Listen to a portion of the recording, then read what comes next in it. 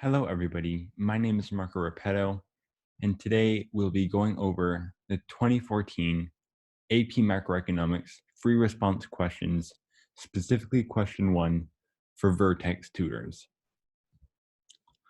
So as we look over this question, we have to point out two things. First of all, we have to understand the general basis of this graph. At the y-axis is the price, and the x-axis is the quantity. We also have to understand that we're talking about a monopolist, which is why many of the things will be as they are. Essentially, what this means is that this business has complete control of the industry and they have no competitors. So now let's move on to part A. Part A is asking us, using the numbers given in the graph, identify each of the following for profit maximizing monopolists. First is the quantity produced for a profit maximizing monopolist. First, let's get that equal sign there. So now let's get into it. First of all, we have to understand that a marginal revenue is the amount of revenue one could gain from selling an additional unit, and the marginal cost is the cost of selling one more unit. This means that if we want to maximize the business, we want these two numbers to be equal. So if we look at this graph, and we look that this is the graph for the revenue, and this is the cost, then the point that they meet is right here. And the quantity for that is at 4. Therefore, the quantity for the profit maximizing monopolist would be at 4. So now let's delete all that and let's move on to part B. Part B is asking the price for this quantity produced. So as we established, the quantity produced we want is 4. So if we want the maximum price for this quantity, we have to look to the demand. This is the graph for the demand. So if we go all the way up from the quantity to the demand, we can see that it meets right here. And if we take that all the way across to the price that it corresponds with, we can see that the price is 40. Therefore, 40 is the answer to part 2. Now let's move on to part 3. Essentially, what part 3 is asking is allocatively efficient quantity is the maximum amount we can get out without losing money, or the maximum utility we can get out of this situation. So let's take a look at this. First of all, we have to establish that we don't want to go below this number because that is the cost that it'll take. So if we go below it, we will be losing money. At the same time, we want to get as much out possible. And for that, we have to look at the demand. So if we see where these two graphs meet, once again, they meet at quantity 8. Therefore, the allocatively efficient quantity is at 8. Once we've gotten all that down, let's move on. I have to erase these numbers, although you can go back in the video if you want to see them once again and how I got to them.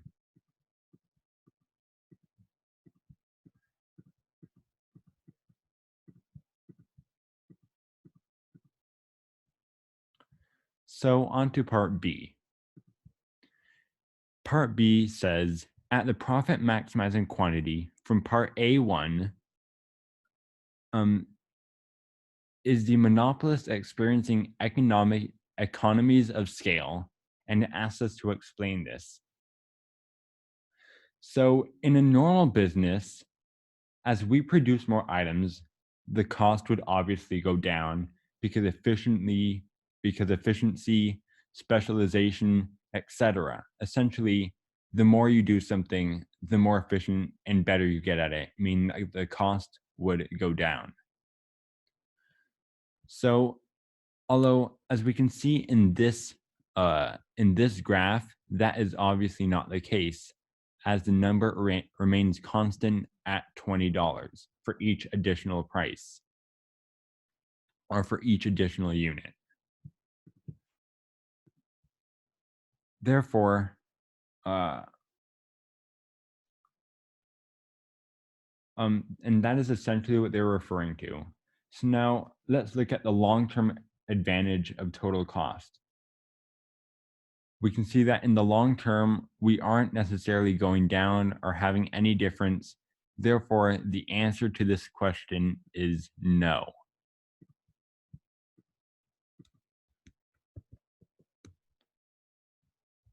So once we've established that, let's move on.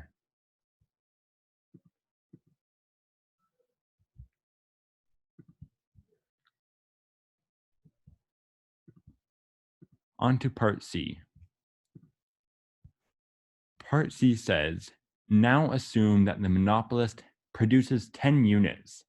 Using the numbers given in the graph, calculate each of the following and show your work. First is the monopolist's economic profit.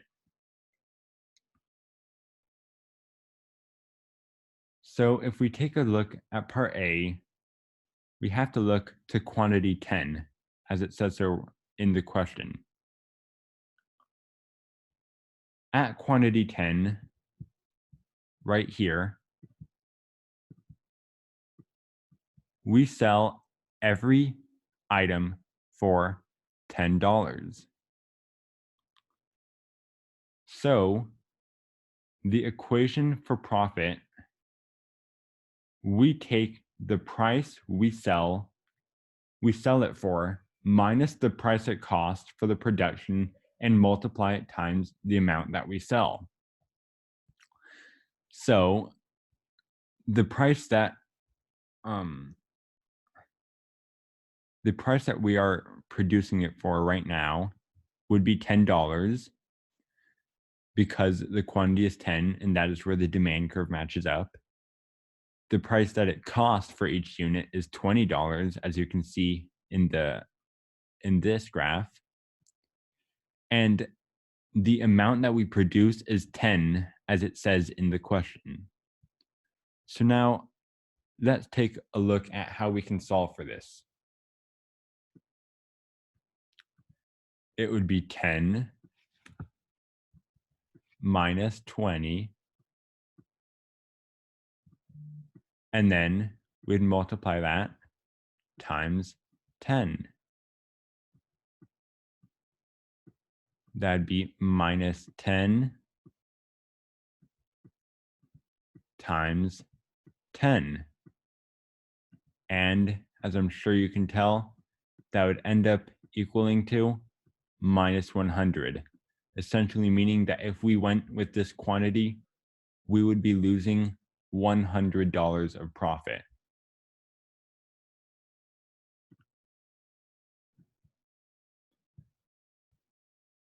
Essentially, the answer to part A would be minus $100. So let's write that out right now.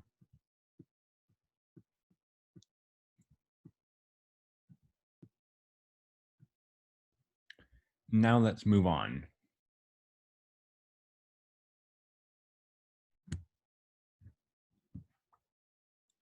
On to part 2, the consumer surplus.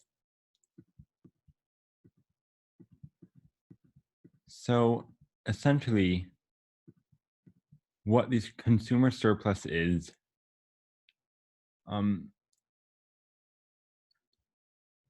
it is essentially the difference between the total amount consumers are willing and able to pay for a good or service and the total amount that they do pay.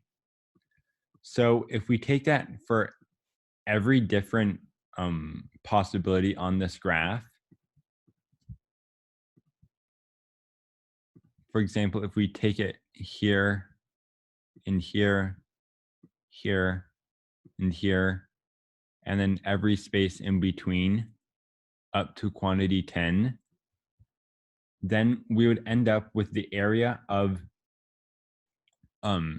this entire triangle from here to here to here. So what we have to do to find the consumer surplus is find the total area of that triangle. So as I'm sure you know, the area for a triangle is 1/2 base times height. In this case, it would be 1/2 times the base is from 0 to 10, so that would be 10. And the height is from 10 to 60.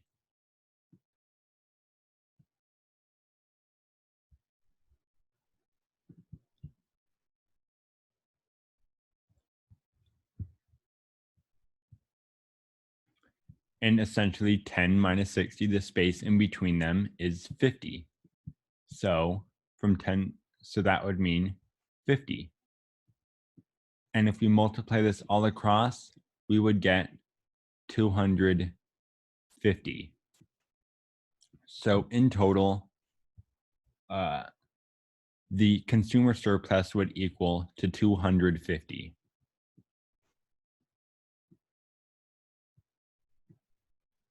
Conversely, the deadweight loss would be this triangle, because that's the area that we're losing below the cost rate.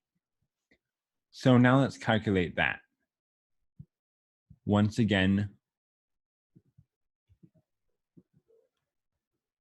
1/2 base times height.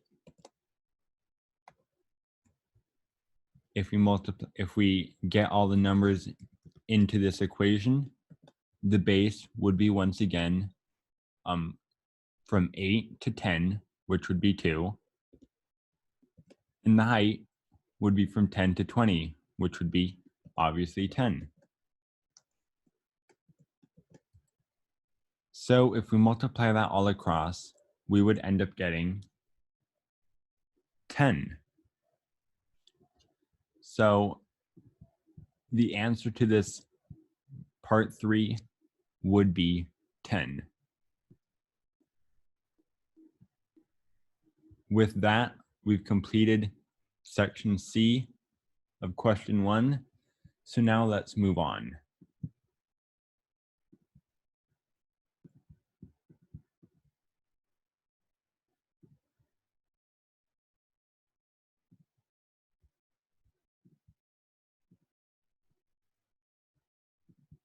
Section D asks, at what quantity is demand unit elastic?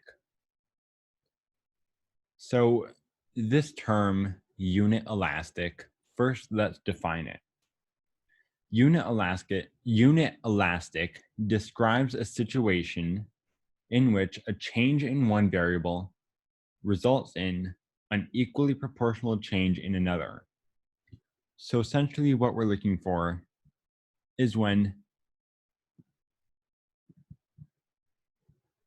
the marginal revenue equals 0. The marginal revenue equals 0. So if we look at this curve and we take it all the way down to 0, that would be right here. Therefore, the answer to this question would be 6.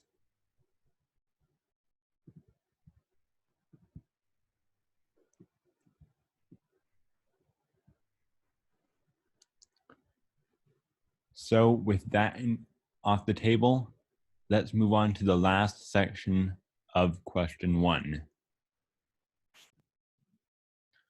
Question E is asking, suppose a monopolist perfectly prices discriminates and chooses the quantity that maximizes profit. Determine the dollar value of each of the following. So now let's look at this.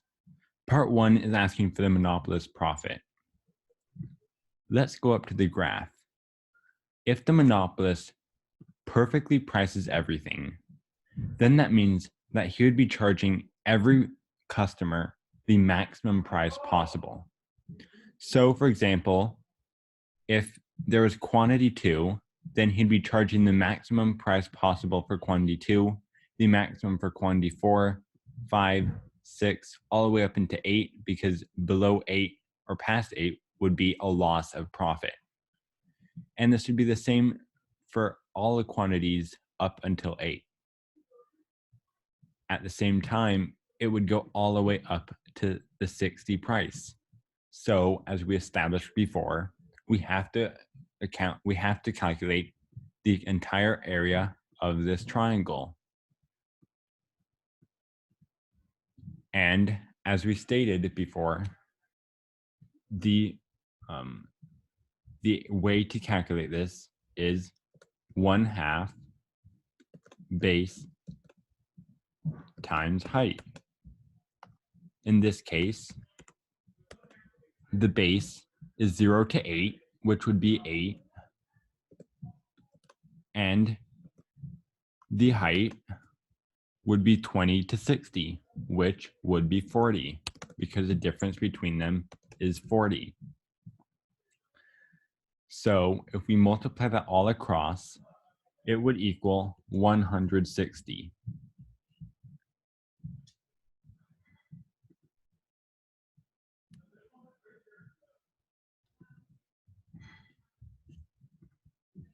So let's go down and write the answer.